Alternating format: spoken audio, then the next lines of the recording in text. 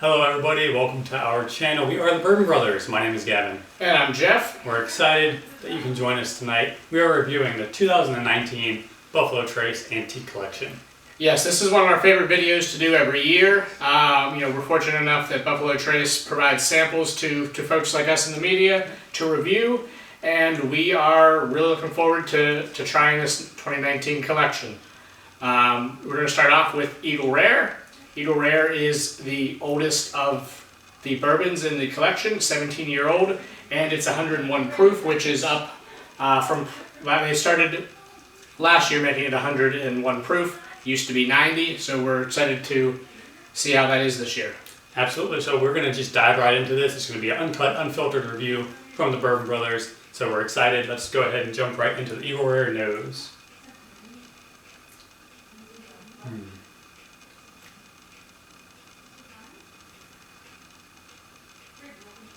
This is a very airy nose. Yeah. Very heavy notes of caramel and vanilla. Yeah, smells a lot like Eagle Rare, I think.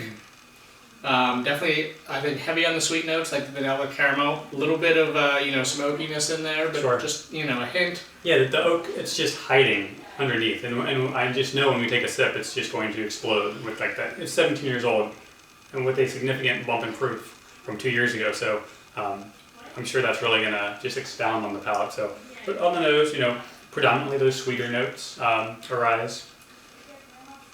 Let's not wait any further, Gavin. All right, Let's try this guy out. cheers. Here we go.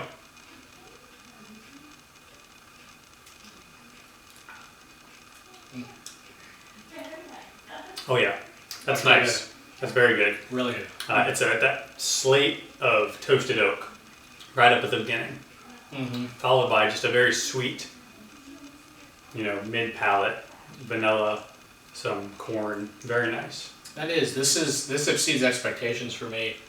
Having not tried the bump up in proof last year, Yeah. I am very pleasantly surprised. Yeah, absolutely. There's a good bit of kind of like a caramel, cocoa note, kind of dusty, like peanutty almost, but it's very nice. I'm almost getting a hint of like a little bit of a tropical fruit in there too, Sure. which is interesting for me and odd, but I like it. Yeah, no, this definitely exceeds expectations. I was a little worried with that increase in proof that it was just going to be like licking a 2x4, and it's absolutely not. It's very sweet. It's mellow.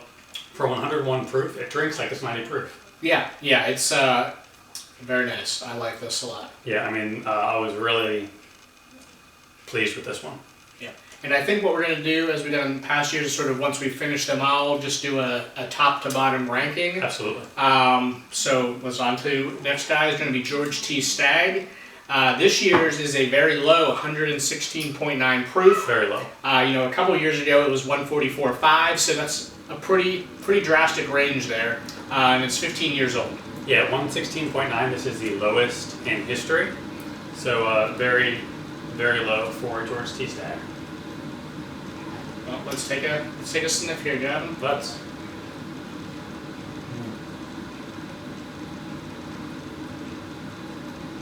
Yeah, I mean, I'm just getting a lot of different things here on the nose. It's sweet, it's slightly spicy, and there are quite a bit of red fruit stones in here too. Yeah, the vanilla, the little bit of chocolatiness to it up front. First thing that hits you. It's a very nice nose. At such a low proof, it still gives off that typical George T. Stagg, boldness to it. Yeah, I agree. This definitely has that same flavor and same type of profile that we're used to from Stagg. So let's dive right in. George T. Stagg. Cheers.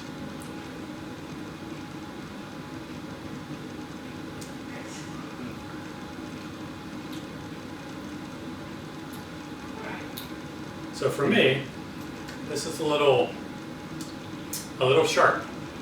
Yeah, I would say I feel like it drinks it lower than its proof. Yeah, it does. I kind of think. Yeah, definitely a sweet entry. Caramels, some vanilla, then a nice bold black pepper spice to it, which kind of overwhelms that sweetness. Yeah, I agree. Yeah, it's sort of mid palate that black pepper kicks in, and that sort of takes over on the palate. a little bit of a shorter finish, I think, too, than we're used to on George Absolutely. T. Stagg. And the finish, usually very complex. This is more of just a linear type of finish, predominantly being toasted oak, I think. Yeah. Which is still pleasant, but definitely more one-dimensional than I think we're used to. Yeah, I would agree. A little, not quite as complex as other releases. Yeah, and that could be the proof. You know, it was aged on the lowest level of the warehouse P, which is the result in the drop of proof. But, you know, still a nice whiskey, but for me, a little bit of a disappointment. Still delicious. Yeah, I'd agree. All right, well, we'll move right on as we continue this uncut review of the BTAC collection 2019. Yeah, so our next guy, we're going to finish with the wheated bourbon, the William LaRue Weller. This guy comes in at 12 years old and 128 proof here this year. It is the only wheated bourbon in the antique collection, and is usually one of our favorites. So let's see what it's got this year. Yeah, 128 proof. That's probably about average for the Weller. You know, it can get as low as like 123, as high as like 136, 139, I think, in the past. So no surprise to see that. But definitely this has been a predominant favorite of mine personally with the collection. It's hard to beat that barrel proof, older wheated bourbon. So let's go ahead and take a nose.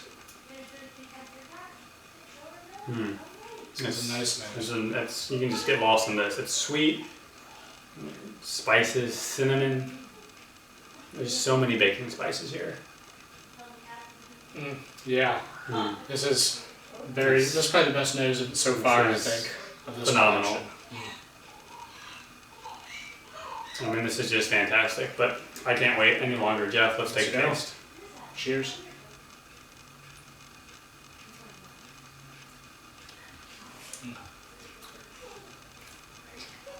That's like a holiday in your mouth.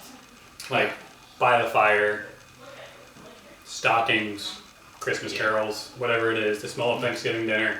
That's fantastic. I mean, tons of baking spices, that cinnamon note mixed with like a vanilla swirl dessert.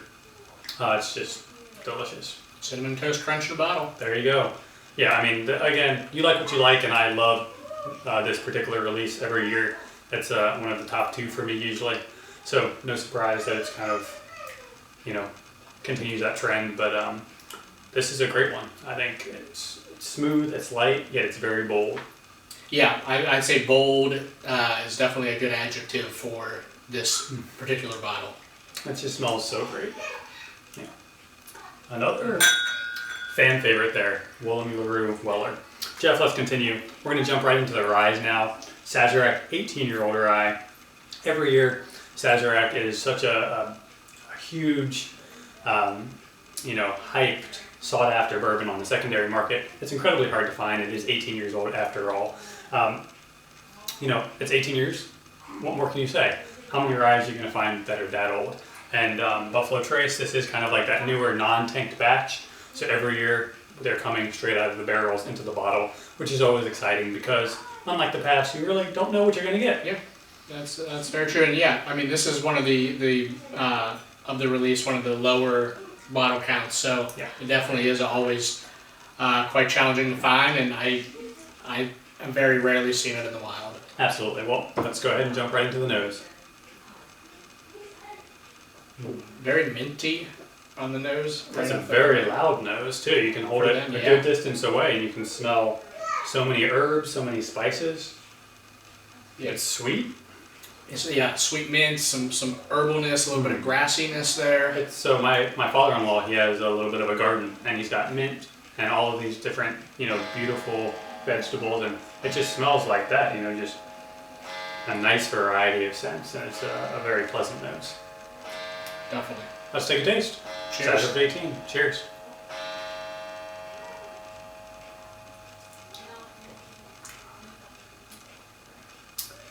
That is very smooth.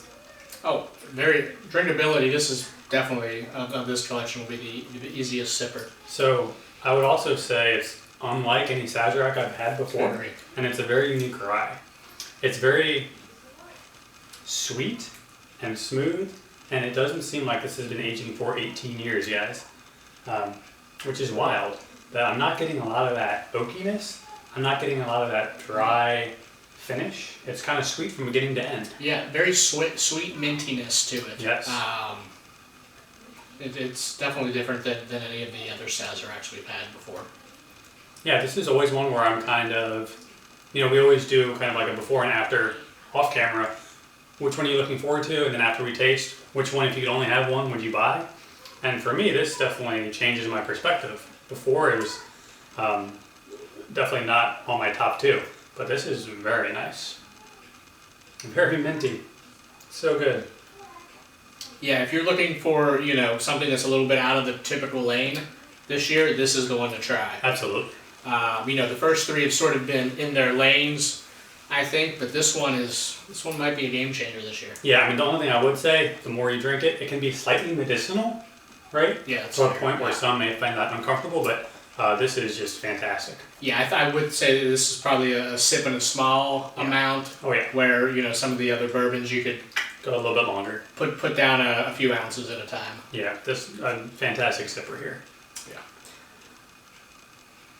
So saving one of the best for last, one of our predominant favorites is Thomas H. Handy Sazerac Rye. Now, this rye, holds a special place in our hearts. We both feel that the 2012's Thomas H. Handy was one of the best whiskeys we've ever had in our lifetime. We've had quite a few, I'd say. But that quality definitely falters year to year, and I don't think we've had a Thomas H. Handy match that 2012 expression to date. So every year we're very hopeful, but we shall see. I think last year's was close. Yes.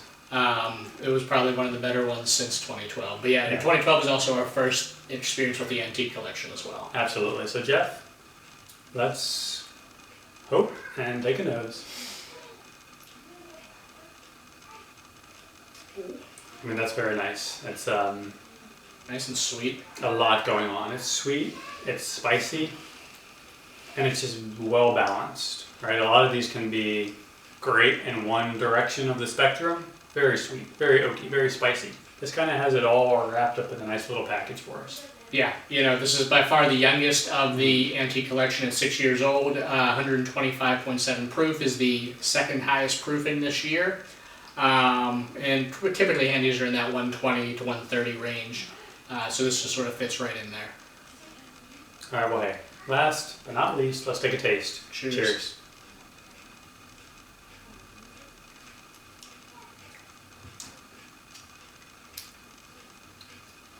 Yeah, 125 proof.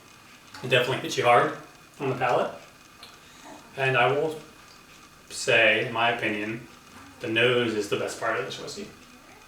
I think the taste is slightly more medicinal than usual. It's very herbal. Definitely getting some green herbs along with some vanilla, maybe some butterscotch as well. It's also probably like you alluded to, the hottest on the tongue of the collection this year.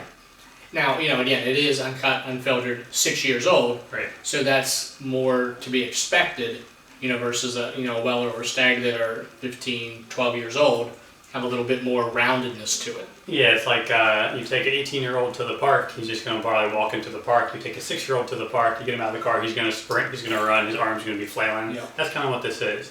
Uncut, unfiltered, 6-year-old rye at an extremely high proof. So there are a lot of edges, right, where it's not as well-rounded, well-balanced, which is a nice thing. That's kind of like what we like from Handy. It's wild, it's unfiltered, it cannot be contained, but probably not one of my favorites out of this year's collection. Yeah, you definitely get a decent bit of rye spice there, mid-palate, a little bit of sweetness up front, but it is a little flat and medicinal, I think, at times as well.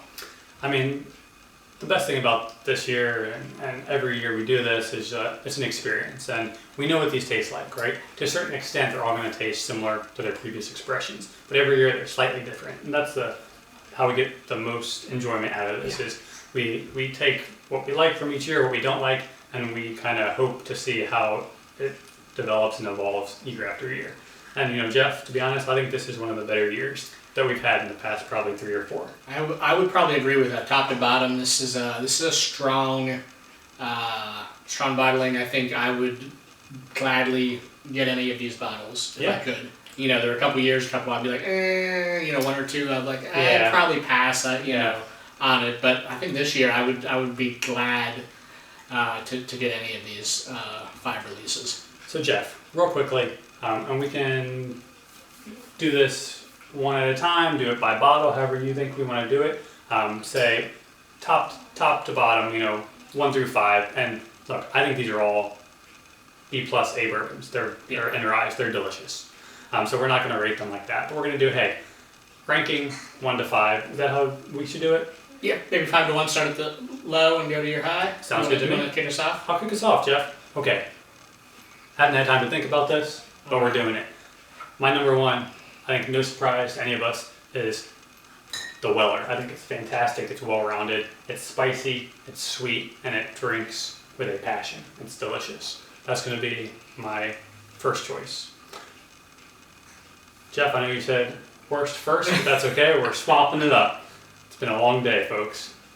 Okay, so Weller is number 1. Number 2 for me, I'm going to go with the Eagle Rare. I was surprised. It's a little flatter on the taste than the nose. The nose is just delicious. I could get lost in it. It exceeded my expectations for the higher proof. So that's number 2. Number 3, I'm going to go with George T. Stagg. It's a perennial favorite of mine. It's delicious. The lower proof makes it a little flatter than normal, but it's still delicious. Number 4 for me is going to be Sazerac. It's really good at what it does. It's very herbal, very spicy, and this year it's very smooth. We're not getting a lot of that wood that's too overpowering. So that's number 4.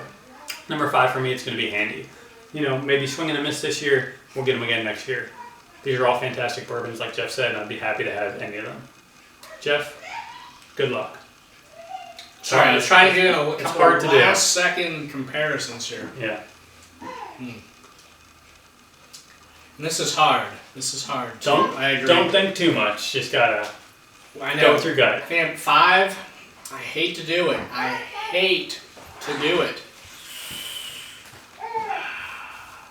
think it's going to be Thomas H. Handy in the 5 slot. Yeah. I think the 4 slot, gonna be the other rye, Saz 18, I think. So far we're on the same page. I think going to number 3, we go with Stagg. Okay. Yeah, we'll go with Stagg at 3. 3 for 3. Weller at 2, and Eagle Rare at 1. All right, so slight difference there. Yeah, the sort of, I think for me, Eagle Rare is the clear favorite. Yeah. And I think Weller is number 2. But then you get the Stagg, the Saz 18, maybe could be interchangeable. Sure. But then, I think Handy is definitely, unfortunately, for being big fans, it's another little bit down year for Handy this year. Yeah, but that's okay. That's the exciting part. We'll get them again next year. Exactly. We hope you enjoyed this review. We try and keep them as short as possible for you. You only have a finite amount of time in your day. We appreciate you joining us and watching our full videos. So that being said, you can find us on Twitter and Instagram at Bourbon Beer Reviews. We are the Bourbon Brothers. We'll tell you what to drink. Cheers. Cheers.